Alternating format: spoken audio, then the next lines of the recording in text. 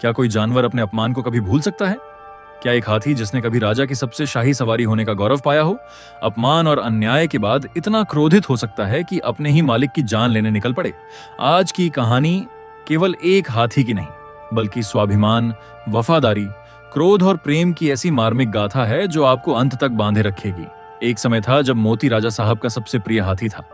उसके लिए शाही देखभाल होती थी, हर कोई उसका सम्मान करता था। लेकिन एक भयंकर घटना ने उसकी पूरी दुनिया बदल दी। सम्मान छिन गया, शाही जीवन खत्म हो गया और वही हाथी मजदूरों की तरह लकड़ियां ढोने और पत्थर उठाने पर मजबूर कर दिया गया। अपमान की आग उसके भीतर धीरे धीरे धकती रही और फिर एक दिन उसने लोहे की जंजीरें तोड़ दी। लेकिन कहानी यहीं खत्म नहीं होती। जंगल ने भी उसे अपना नहीं माना। जिन हाथियों को वह अपना परिवार समझता था, उन्होंने भी उससे मुंह मोड़ लिया और तभी उसके मन में जन्म लिया एक ऐसे निर्णय ने जिसने पूरे राज्य को दहला दिया। क्या सचमुच मोती राजा साहब से बदला ले पाएगा? क्या एक मासूम बालक उस भयानक और क्रोधित हाथी को शांत कर सकेगा? और क्या प्यार और विश्वास क्रोध से कहीं अधिक शक्तिशाली साबित होंगे? आइए सुनते हैं महान कथाकार मुंशी प्रेमचंद की हृदय स्पर्शी और अविस्मरणीय कहानी। मोती राजा साहब की खास सवारी का हाथी। यूं तो वह बहुत सीधा और समझदार था, पर कभी कभी उसका मिजाज गर्म हो जाता था और वह आपे में न रहता था। उस हालत में उसे किसी बात की सुधि न रहती थी, महावत का दबाव भी न मानता था। एक बार इसी पागलपन में उसने अपने महावत को मार डाला। राजा साहब ने वह खबर सुनी तो उन्हें बहुत क्रोध आया। मोती की पदवी छिन गई। राजा साहब की सवारी से निकाल दिया गया। कुलियों की तरह उसे लकड़ियां ढोनी पड़ती, पत्थर लादने पड़ते और शाम को वह पीपल के नीचे मोटी जंजीरों से बांध दिया जाता। रातिब बंद हो गया। उसके सामने सूखी टहनियां डाल दी जाती थीं और उन्हीं को चबाकर वह भूख की आग बुझाता। जब वह अपनी इस दशा को अपनी पहली दशा से मिलाता तो वह बहुत चंचल हो जाता। वह सोचता, कहाँ मैं राजा का सबसे प्यारा हाथी था और कहाँ आज मामूली मजदूर हूँ। यह सोचकर जोर जोर से चिंघाड़ता और उछलता। आखिर एक दिन उसे इतना जोश आया कि उसने लोहे की जंजीरें तोड़ डाली और जंगल की तरफ भागा। थोड़ी ही दूर पर एक नदी थी। मोती पहले उस नदी में जाकर खूब नहाया, तब वहां से जंगल की ओर चला।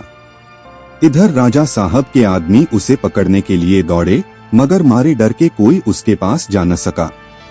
जंगल का जानवर जंगल ही में चला गया। जंगल में पहुंचकर अपने साथियों को ढूंढने लगा।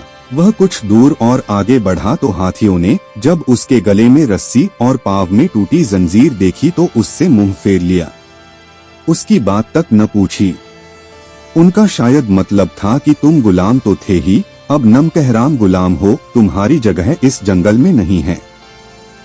जब तक वे आंखों से ओझल न हो गए, मोती वहीं खड़ा ताकता रहा। फिर न जाने क्या सोचकर वहां से भागता हुआ महल की ओर चला।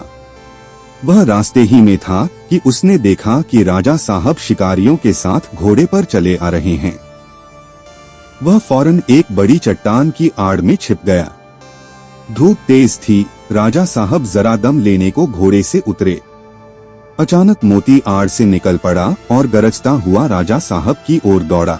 राजा साहब घबराकर भागे और एक छोटी झोंपड़ी में घुस गए। जरा देर बाद मोती भी पहुंचा। उसने राजा साहब को अंदर घुसते देख लिया था। पहले तो उसने अपनी सूंड से ऊपर का छप्पर गिरा दिया, फिर उसे पैरों से रौंदकर चूर चूर कर डाला। भीतर राजा साहब का मारे डर के बुरा हाल था। जान बचने की कोई आशा न थी। आखिर कुछ न सूझी तो वह जान पर खेलकर पीछे दीवार पर चढ़ गए और दूसरी तरफ कूदकर भाग निकले। मोती द्वार पर खड़ा छप्पर रौंद रहा था और सोच रहा था कि दीवार कैसे गिराऊं। आखिर उसने धक्का देकर दीवार गिरा दी। मिट्टी की दीवार पागल हाथी का धक्का क्या सहती। मगर जब राजा साहब भीतर न मिले तो उसने बाकी दीवारें भी गिरा दी और जंगल की तरफ चला गया। घर लौटकर राजा साहब ने ढिंढोरा पिटवा दिया कि जो आदमी मोती को जीता पकड़कर लाएगा उसे 1000 रुपया इनाम दिया जाएगा। कई आदमी इनाम के लालच में उसे पकड़ने के लिए जंगल गए, मगर उनमें से एक भी न लौटा। मोती के महावत के एक लड़का था। उसका नाम था मुरली। अभी वह कुल 8-9 बरस का था, इसलिए राजा साहब दया करके उसे और उसकी माँ को खाने फनने के लिए कुछ खर्च दिया करते थे। मुरली था तो बालक पर हिम्मत का धनी था। कमर बांधकर मोती को पकड़ लाने के लिए तैयार हो गया, मगर माँ ने बहुतेरा समझाया और लोगों ने भी मना किया, मगर उसने किसी की एक न सुनी और जंगल की ओर चल दिया। जंगल में गौर से इधर उधर देखने लगा।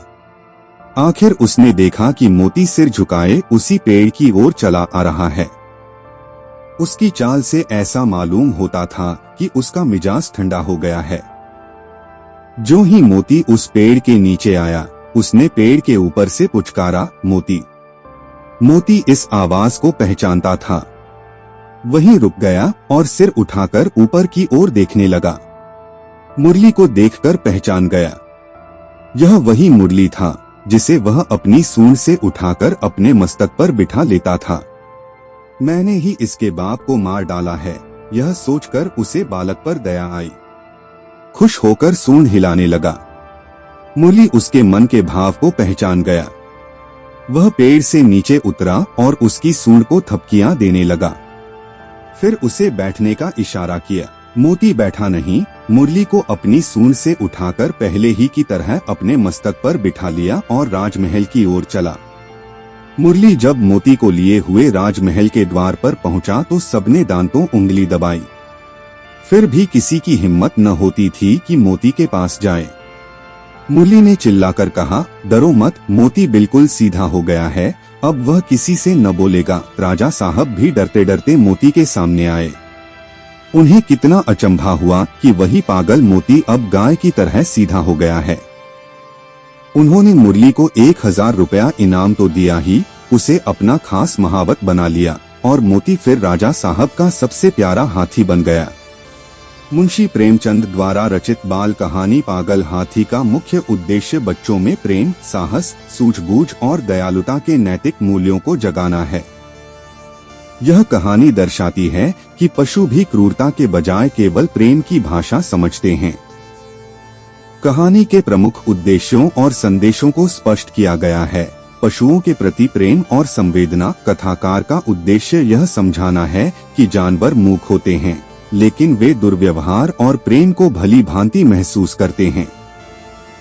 क्रूरता से हिंसक हुए हाथी को भी मुरली के स्नेह व विश्वास ने शांत कर दिया। बहादुरी और सूझबूझ। कहानी का उद्देश्य बच्चों को यह सिखाना है कि विकट या खतरनाक परिस्थितियों जैसे पागल हाथी का सामने आना में घबराने के बजाय साहस और सूझबूझ से काम लेना चाहिए। सहानुभूतिपूर्ण दृष्टिकोण। समाज और मजदूरों के प्रति होने वाले दुर्व्यवहार का यथार्थ चित्रण कर लेखकों ने यह संदेश दिया है कि शक्ति का दुरुपयोग नहीं करना चाहिए। नैतिक विकास। बाल मन में सकारात्मक भावनाओं को बढ़ावा देना ताकि वे जीवों के प्रति मित्रवत व्यवहार रखें।